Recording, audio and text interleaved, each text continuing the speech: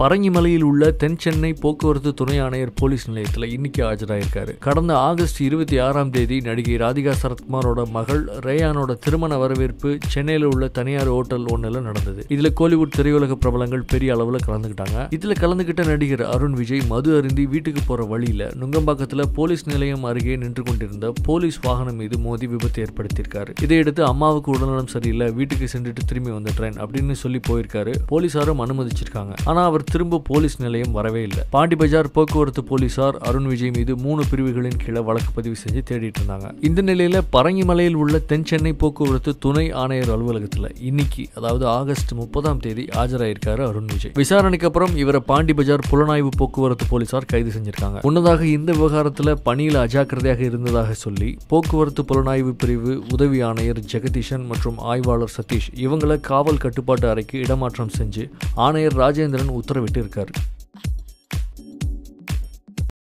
அவர் எந்த நேரத்தில் எனக்கு சூப்பர் ஸ்டார் என்று பெயர் வைத்தாரோ தெரியவில்லை. இன்று வரை உங்கள் முன் சூப்பர் ஸ்டாராக நின்று கொண்டிருக்கிறேன்.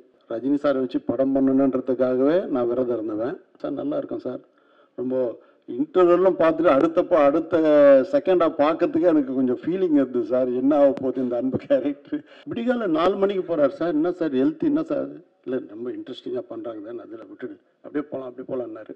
தானே உனக்கும் எனக்கும் நட்பு எத்தனை வருஷம்? கிட்டத்தட்ட 36 வருஷம் ஆயிடுச்சு சார். இந்த 36 வருஷத்தில் வி கிரியேஷனுக்கும் உனக்கும் இருக்க நட்புக்கு கபாலி ஒரு மகுடம். இதுக்கு மேலே என்ன வேணும் சார்? எப்படி இருந்தது? எப்படி உங்களுக்கு அப்படி இருக்கு? எப்படி அப்படி இருக்கு? வசூலாது ஆண்டு விழா 100 ஆண்டுகள் கடந்த ஒரு வருடத்தில் கபாலி தான் உச்சத்தினுடைய வசூல்னு சொல்றாரு. இது எவ்வளவு பெரிய மெய்சிலுக்க வேண்டிய சமாச்சாரம்.